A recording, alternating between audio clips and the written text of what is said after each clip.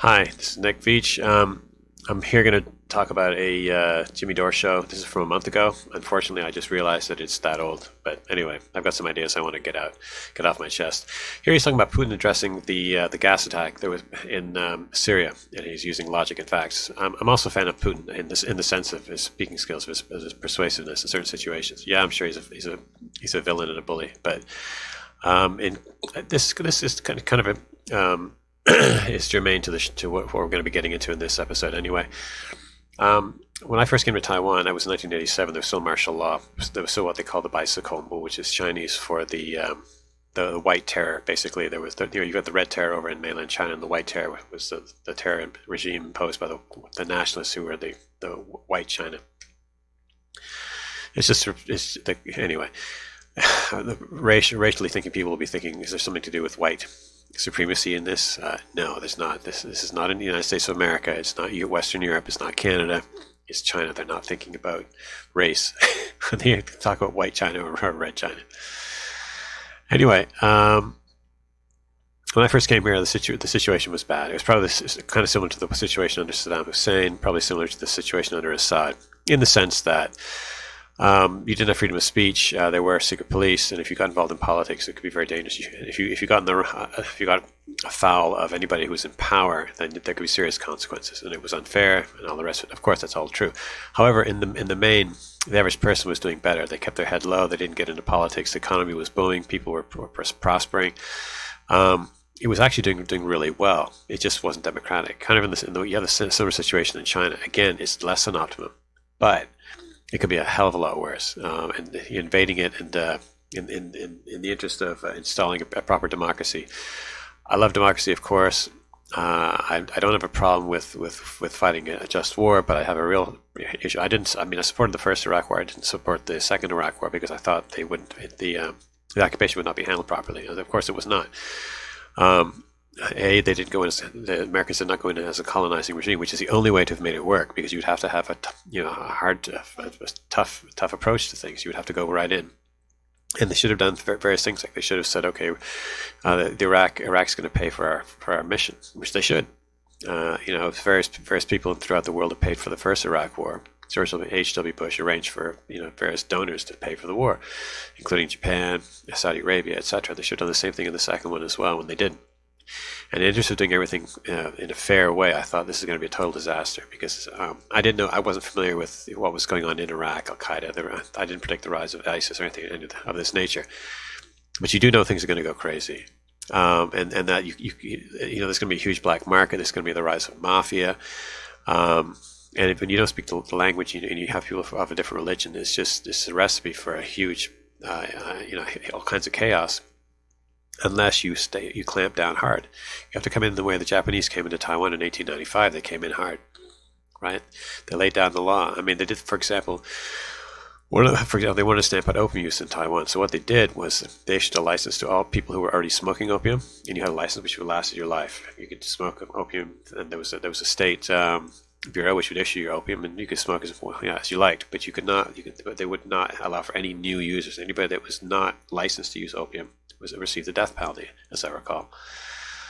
Okay, and that's how they stamped out opium usage. Now, personally, I think opium should be legal, but but you see what I'm talking about. They came in a hard way. They came in a way which combined fairness, if you will, with an iron fist. Okay, that was the only way to rule Taiwan, because otherwise it would have gone crazy. Not because it's Taiwan, but just because it's like any country, basically. What do you think? I mean, look at the South after the Civil War. If you don't go in hard and do something, you're going to, the North actually did go in hard, but in a corrupt way. But if they'd gone in with the military and set up a rule of law and ensured that there wasn't corruption, there would not have been a KKK. It wouldn't have arisen. The KKK arose in response. It wasn't just because of the white-black situation. In fact, I would argue that it was much less to do with race and much more to do with corruption. Because people were losing their property, and there were bankruptcies all over the South because of the corruption. Because people from the North came in and jury-rigged the political system and raised taxes on property, and then deliberately in order to bankrupt people, so that then they could the land would go into auction. They could buy up the land, and then they could resell it later cheaply. I mean, this is one of the reasons why the KKK came about. It's not at all simply to do with race. Anyway, my point being, if you're going to if you're going to go into a country, you're going to have to do it right. And the fact that the Bush regime tried to do the fair thing, or tried to be kind of, I don't want to piss off these people or those people or whatever else, going in a balanced way. It's just ridiculous. You can't do it this way at all. So I didn't support it at all. And it was for this reason. Anyway, I lost my train of thought there for a second. I guess what I'm getting at is that I agree with the note with Jimmy Dore, basically. Is it Dore or Dore? I guess it's Dore.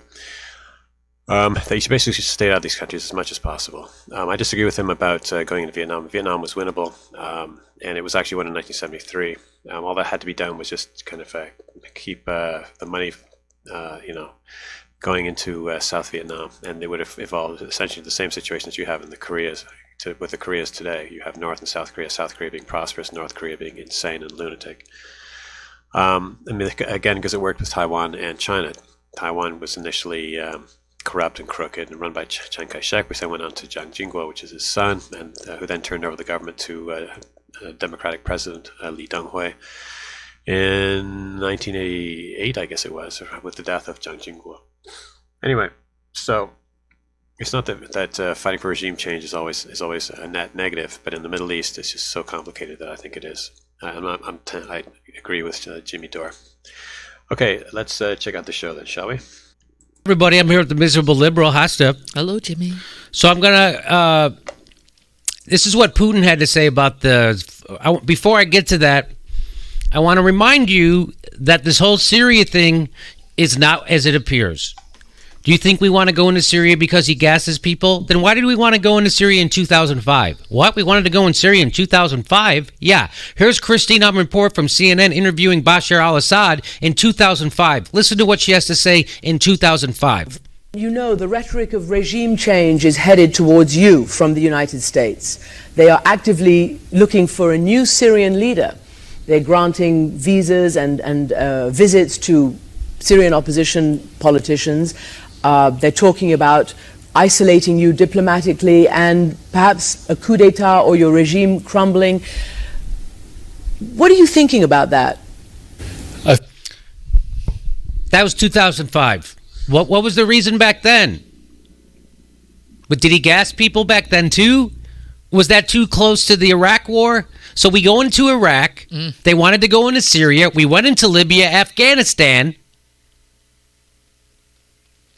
It's almost exactly like General Wesley Clark said it was going to happen. So in 2005, that's 2005, after we just did Iraq, we're on our way to doing Libya, and they wanted to also do Syria. That was 2005. Okay, so let's see what Wesley Clark had to say about the 2005.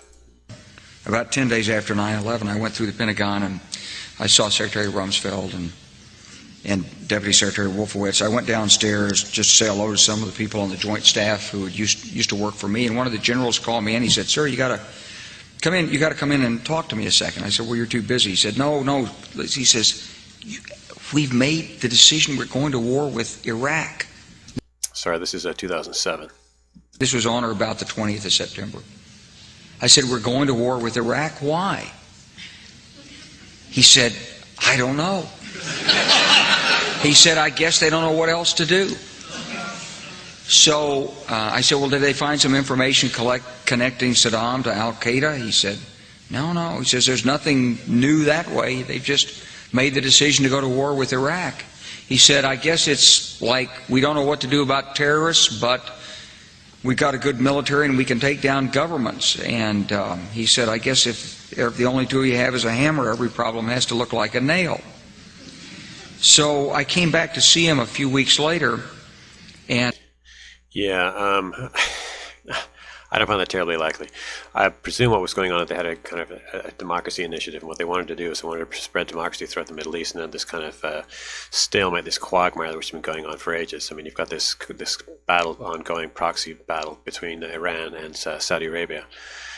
And they just wanted to clear out the Middle East and of all these, dictators and whatever else, and lay down just a new era in which everything would be run in a democratic fashion. I think this overestimated the ease with which this could be done, because it had been done in the Far East. It had been done successfully in Japan, in Taiwan and in South Korea, and they figured it'd be, a slam dunk to work in the Middle East because they presumed that the education levels were reasonably high, and the economies were okay, and if you made the place democratic and liberalized the economy, then the Middle East would just take off. But of course, they failed to foresee all the religious issues, the divisions that would take place, and all the wackos who would be unleashed. It's kind of interesting because the argument that was for ending slavery, for example, in the British colonies and the British Dominion back in the 1830s was kind of similar. The idea was that if you liberalized, first of all, if you ended slavery, emancipated slaves, whether they were black or white, because there were white slaves in the Caribbean too, and you liberalized the economy, obviously, then these places would all take off, and they'd be kind of be like Hong Kong or something, South Korea, Taiwan, like the little dragons and the 4 dragons in here in East Asia, including Singapore. And so the idea was that all you had to do was just take people's chains off and give them the opportunity to carve out a great future for themselves, and everything would just be hunky dory. But of course, it didn't work out in the Caribbean, unfortunately. And it didn't work out in the Middle East either. In both cases, presumably for, in the case of one, religious reasons. In the case of the Caribbean, I don't know. I haven't looked into it. But probably a matter of education and things of that nature. I mean, you can't, democracies don't work when people are ill-educated. And as you've seen, to be the case in Africa as well. So I presume it's a matter of education and traditions and all the rest of it. Okay, back to Wesley Clark. And by that time we were bombing in Afghanistan. I said, "Are we still going to war with Iraq?" And he said, "Oh, it's worse than that." He said, he reached over on his desk, he picked up a piece of paper, and he said, I just got this down from upstairs, meaning the Secretary of Defense's office today, and he said, "This is a memo that describes how we're going to take out 7 countries in 5 years, starting with Iraq and then Syria, Lebanon, Libya, Somalia, Sudan, and finishing off Iran." Yeah, again, this is part of the whole democracy project. That's what I presume it is. Jimmy Dore thinks that the campaign to get rid of Assad from Syria is about an oil pipeline. I find that highly unlikely myself. I mean, the same argument was made, I think, by who's that fatso? I forget the guy. They said that he did 9/11. They did a 9/11 documentary in which he pitched the idea that the Bush regime wanted to build a pipeline through Afghanistan. I think it was Michael Moore. God, to the Lord. Anyway, that of course was complete baloney. Oil in Iraq was basically American companies were banned. Again, this is part of the whole mission to look squeaky clean, which I think was a complete disaster. America ended up footing this huge bill, whereas the oil profits were then turned over to China and Russia, both of which are basically enemies of the United States. What an insane way to do things. Trying to appease your domestic opponents is just ridiculous if you're trying to run a war. I mean, speaking of which, anybody who knows, okay, the last thing I'll say on this, for example, if you think of Greek history, the decline of Athens was because you had at one point later on, in the interest of fairness, Athens mounted a campaign against, it was the massive island of, what was it, not Sardinia. There's an island south, it's a major island, I forget what it's called. Anyway, and they mounted a campaign to take out a dictator or whatever else there. And they made this phenomenal mistake of appointing, if I remember correctly, it was one general who was pro-war, another general was anti-war. And these 2 guys were then put in charge of the military forces. The idea being that, well, both the pro-war and the anti-war efforts should be represented, right, out in the field. Well, of course, what happened was the generals wouldn't cooperate with each other. The forces ended up being in total disarray. And Athens took a huge military defeat, which was so powerful that they were then subsequently unable to defend themselves from Sparta when Sparta invaded. I mean, it was the most incredible folly. The idea that fairness trumps everything, which of course is you hear this as a kind of a motto on the far left today, that fairness is the most important thing, which of course it's not. Anyway, okay, let's get back to the video. The truth is about the Middle East is, had there been no oil there, it would be like Africa. Nobody is threatening to intervene in Africa.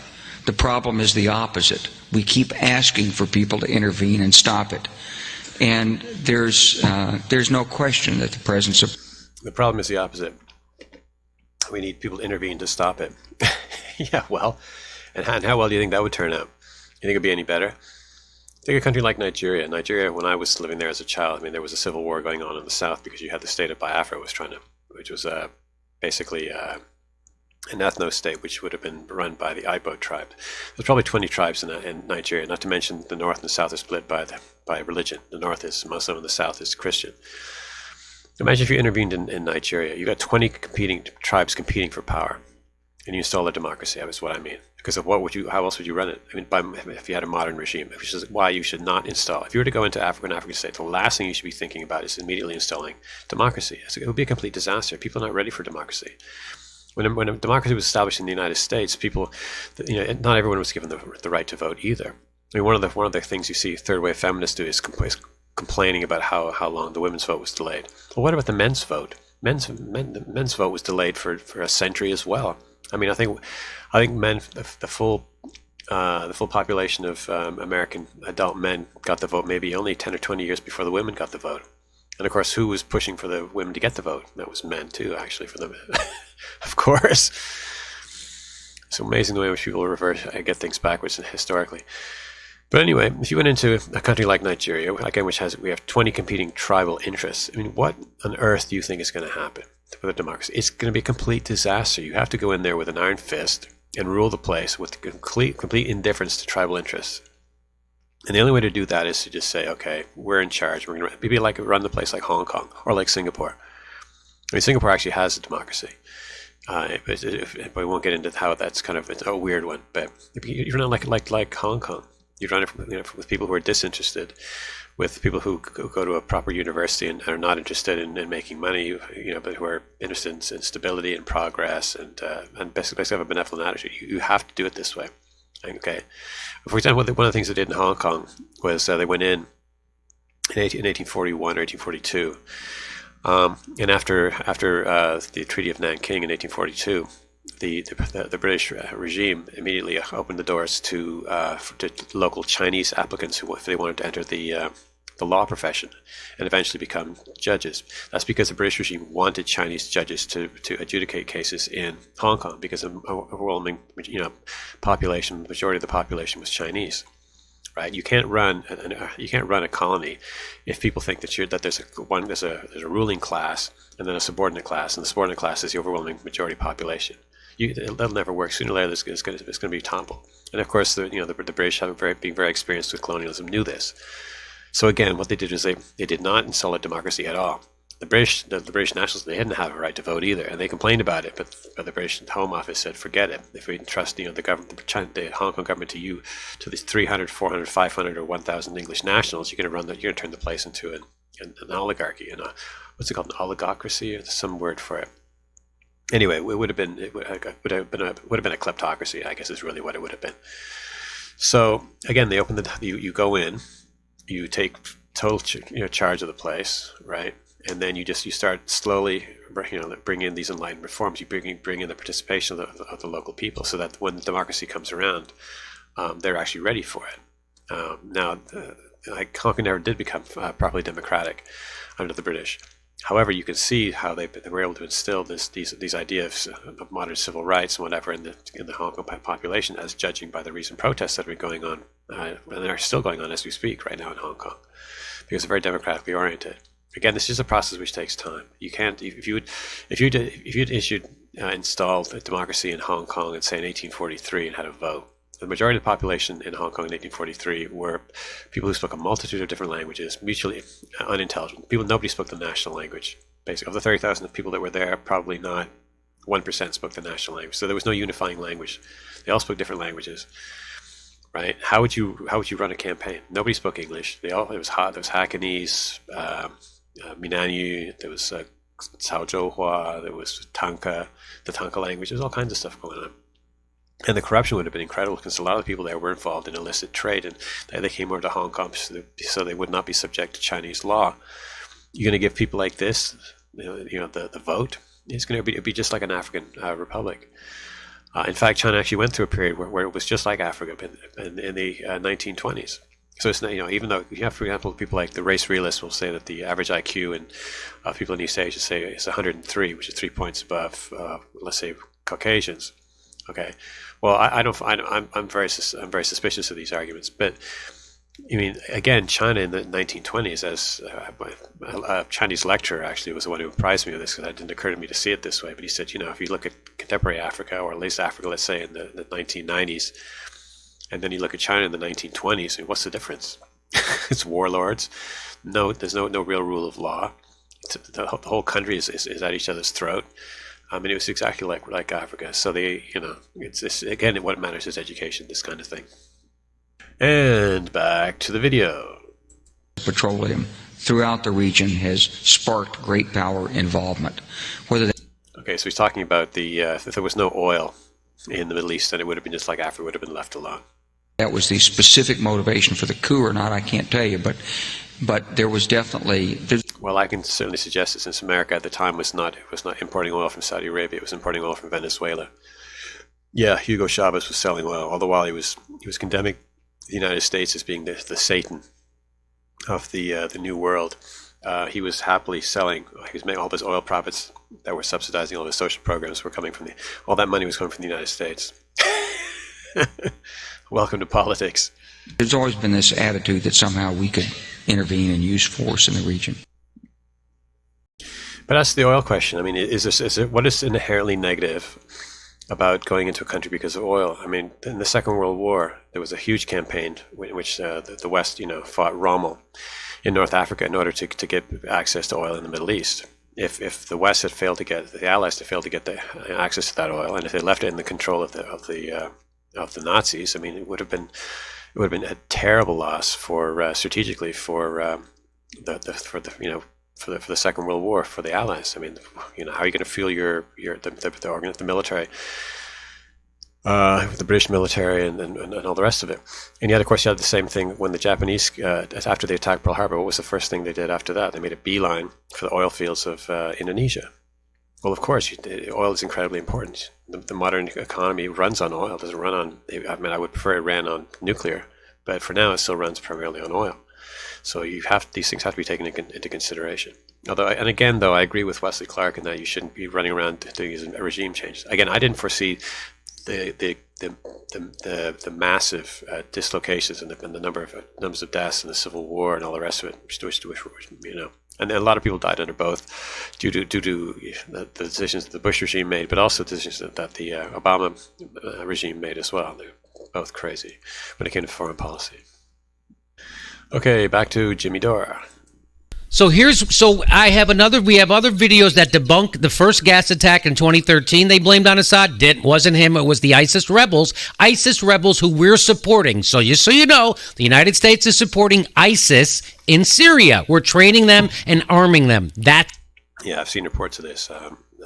Unfortunately, it wouldn't surprise me if it was true. I can't confirm it, but yeah. It's happening. Just so you know, that's happening. So that was debunked that time. And this time it's this. Yeah, you have to have a kind of a sense of humor about this kind of tragic comedy stuff. It's not because it's. I'm not laughing. Well, I am sort of laughing at it, but I mean, you have to. You either get infuriated and become speechless and incoherent, or else you learn to laugh at stuff like this and take it in your stride. Speaking of the Chinese, I mean, they used to be castigated for their constant, device of laughing no matter what happened. If a relative died, they would laugh. If you had some kind of terrible calamity, they would laugh. But I think it's just basically a coping device. When you're dealing regularly with tragic circumstances, you realize that the most effective way to deal with stuff is to laugh. You kind of shrug off all the mental pain that you would otherwise feel, which is unproductive, because if you're dedicated to generating solutions for problems, then becoming emotional just slows you down. It stops you from solving problems. Okay, and back to Jimmy Dore. The same thing.